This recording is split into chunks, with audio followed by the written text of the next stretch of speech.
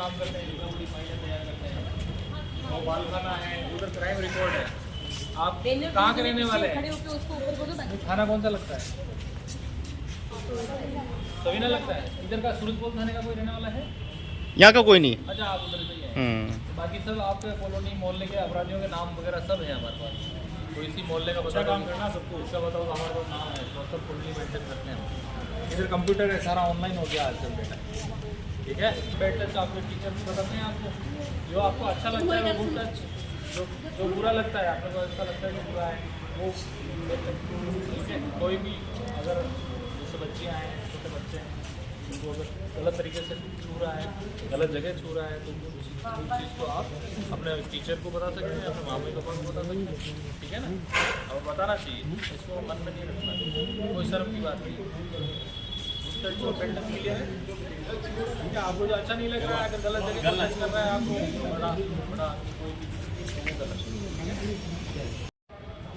किसी को मन में है कि मुझे IAS ऑफिसर बनना है, वो इस उम्र से तय करता है। किसी को ये होता है कि मुझे देश की सेवा करनी है, वो इस उम्र से तय हो जाती है। मैं जब 8-9 साल का था तब से मेरे मन में था कि मुझे देश की सेवा करनी, मुझे राजनीति में जाना है, तो इस उम्र से ये डिसाइड होता है। अब आपको अपने जीवन को किस रूप पे ले जाना है, ये इस उम्र से ही डिसाइड होगा।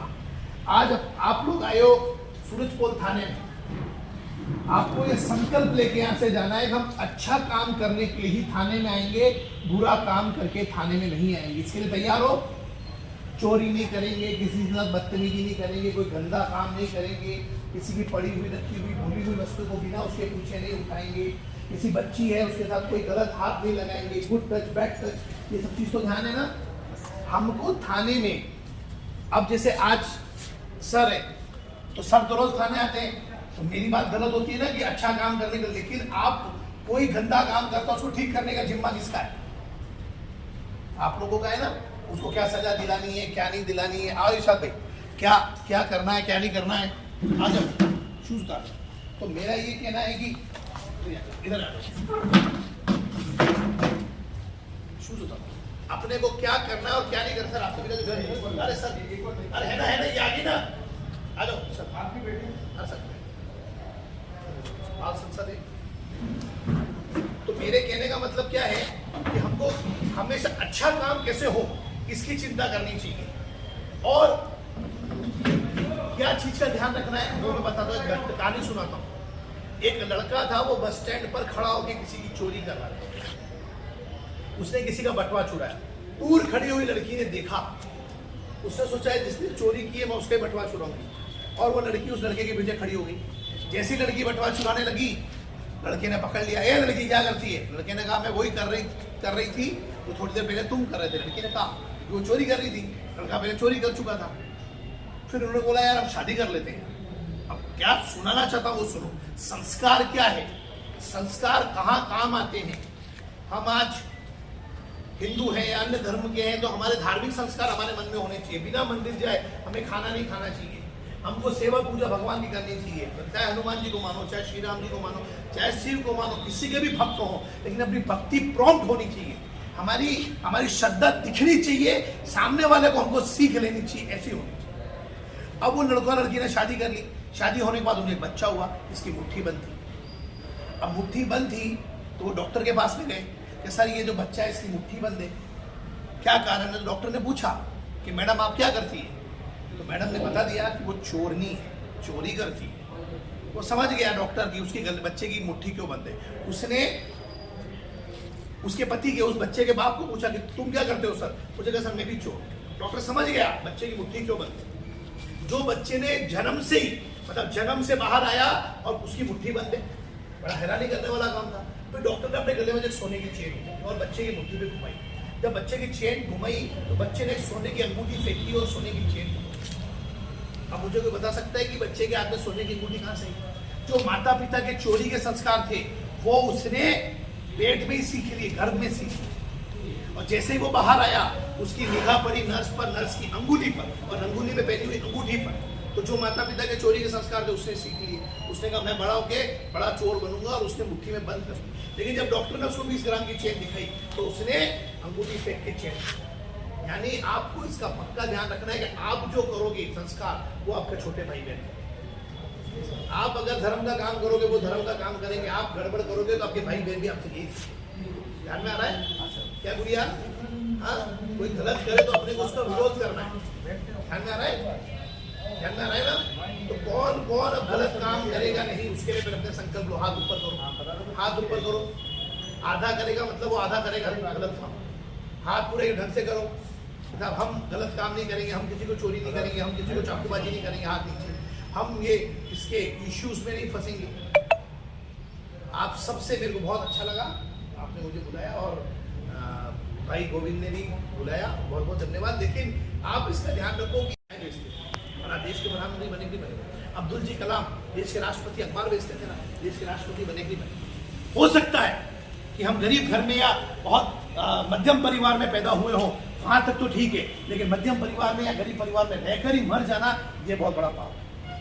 आपको ईश्वर ने परीक्षा करने के लिए भेजी है। हम भी बहुत सामान्य परिवार से आते थे, आज हमारे घर की स्थिति थोड़ी ठीक है। सबके साथ सर ने भी संघर्ष किया होगा अपने जीवन में, सीआई साहब ने भी संघर्ष किया होगा, सभी संघर्ष करने वाले एक मध्यम परिवार से, गरीब परिवार से आते हैं। इसकी घबराने की जरूरत नहीं है, वो ईश्वर ने आपको परीक्षा करके भेजा है, क्योंकि ईश्वर उसी को अच्छा बनाता है जो वास्तविकता में उसके योग्य होता है।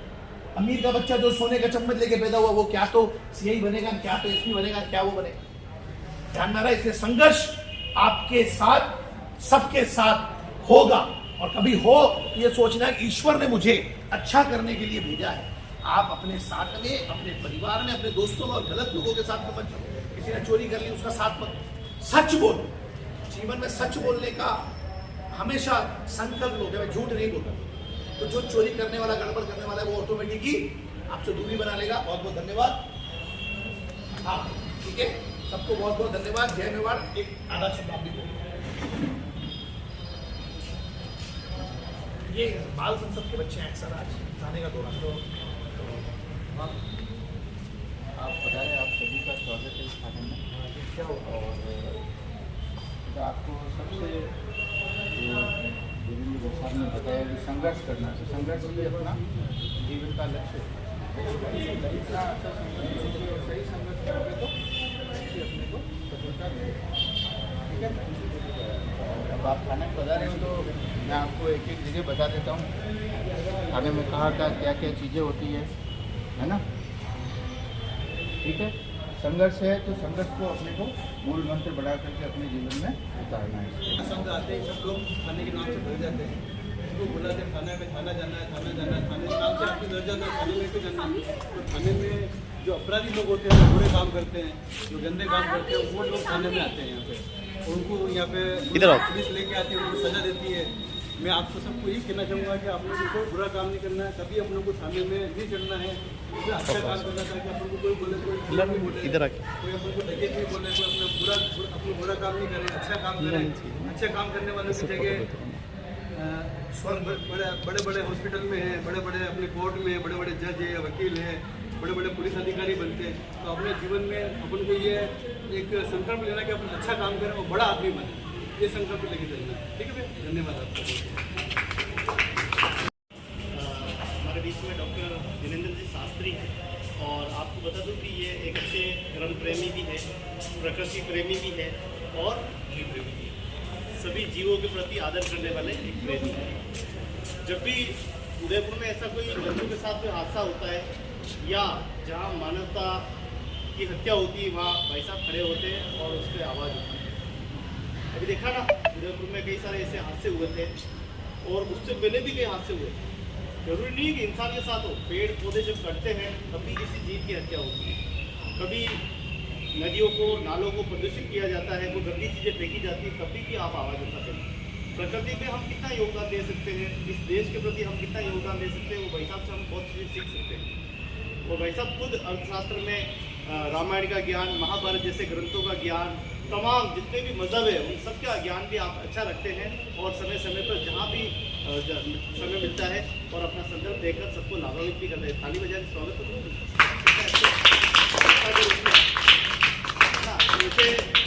जो कि आज खाने में ये तो आपको आज इत्तेफाक से कहते हैं ना, वो आज मिल गए तो आप लोगों को दर्शन हो गए।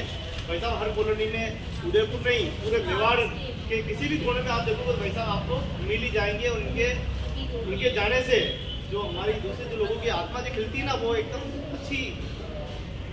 अच्छी विचारधारा आती है। गंदी बुराई जो है वो निकल जाती है और अच्छे लोगों से अच्छे मिलते हैं तो अच्छी भावनाएं आती है। चोर के साथ बैठेंगे तो चोर वाले लक्षण आएंगे, नहीं अच्छे लोगों के साथ बैठने से ज्ञान की वृद्धि होती है। तो भाई साहब हमारे बीच में आए, उन्होंने आपको अच्छा संदर्भ प्रदान किया और गुड टेज बड टेज जैसी जानकारी जरूर रखें। भाई साहब का बहुत बहुत धन्यवाद, शुक्रिया आपका। गोविंद जी के लिए ताली बजाओ, बहुत मेहनत करते हैं और ये अच्छा करते हैं। बहुत उनकी शुभकामनाएं उज्जवल बची और आपकी पूरी टीम जो ये बाल संसद पे काम कर रही है उनको भी मैं बहुत बहुत, चूँकि आप हमारे जहाँ से हमने राजनीति प्रारंभ की उस क्षेत्र में अब आए हो, एक क्लियर मेरा ये राजनीतिक प्रारंभ करने वाला क्षेत्र है। मैं पीछे यहाँ रहा करता था। धन्यवाद दूंगा, धन्यवाद तुम्हारी भाभी को देना, मुझे नहीं, मैं तो ये राज काम करता वो करती है, उसकी इच्छा है। तो डेट डिसाइड करके कौन बताएगा? 29 को आप बता दो, ठीक है? 29 या फिर 27 परसों भी रख सकते हो, मैं तैयार हूँ। स्थान कोई भी कानून का चयन कर लो, अपने को कोई ज्यादा प्रोपोगंडा नहीं करना है। एक बच्चे खुश होने चाहिए, एक दिया ये भी अच्छे से चला है। और ध्यान रखना, बेवजह किसी जीव को मारना नहीं। ऐसे चल रहा है चींटी के ऊपर पाँव रख देना, मकोड़ा मार देना, फालतू में अपन किसी को पैदा नहीं कर सकते तो मारने का अधिकार नहीं। ठीक है मैडम, ये मैंने कह दिया है तो वादा कर दिया, तुम्हारी जिम्मेदारी होगी, ठीक है ना? 20, 25, 30 बच्चे जितनी बच्चियां हैं तो मैं पूरे कपड़े ले आऊंगा, इनके साइज ठीक है ना? नहीं, थैंक यू। कई बच्चे हैं, इसमें सबसे पहले तो अपने माता पिता और शिक्षक का वो करना चाहिए, बातों का अनुपालना, उनकी जो आपको शिष्टाचार सिखाया उनकी बातों को आज्ञाकारी काम में बने के भी सपोर्ट कीजिए। सबसे पहले आज्ञाकारी हो, उसके बाद जो भी चीज़ पाठ पढ़ाते हैं हमारे जो शिक्षक उनको बहुत ध्यान लगा के पढ़ना चाहिए। दूसरा क्या है कि आप लोगों को चाहिए कि आज के जो आपको जो बताते हैं कि भाई पढ़ाई के प्रति आपको सजग रहना चाहिए और आपके माता पिता के प्रति सजग रहना चाहिए कि भाई आपको जो पढ़ाई करोगे उसी से आपका भविष्य बनेगा। और आप बचपन में जो अच्छी तरह से लोगों के साथ रिलेशन करोगे, बड़ों का आदर सम्मान करोगे, उनकी बातों को फॉलोअप करोगे तो वो आपको अच्छा संस्कारिक और अच्छा बच्चा बनाएंगे। और आज जो क्रिमिनल और ये नशाखोरी और ये चल रही है, इनसे दूर रहना चाहिए। इससे क्या है कि स्वास्थ्य भी खराब होता है, पैसा भी बर्बाद होता है और लोगों के प्रति आपका वो जो समाज की जो जिम्मेदारी है वो भी आपकी खत्म होती है। तो आपको नशा मुक्ति और ये इसके ऊपर जो भी नशा करता है उसको भी आप लोगों को समझाना चाहिए। आपके घर में भी आपके कोई पेरेंट्स वगैरह कोई रिश्तेदार आपके नशा करते हैं, उनको समझाओ कि ये चीज़ गलत है और इससे परिवार भी बर्बाद होता है, पैसा भी बर्बाद होता है, घर में लड़ाइयाँ होती हैं। लड़ाई होती है जब फिर लोग बाग कोर्ट में जाते हैं, कोर्ट कचहरी में जाते हैं, जिससे बच्चों का भविष्य अंधकार में चला जाता है। तो आपको चाहिए कि नशा वगैरह से दूर रहे और माँ बाप को भी अवेयरनेस रखें। जय हिंद, जय भारत। ताली बजा दो वकील साहब के लिए, तालियां जोरदार।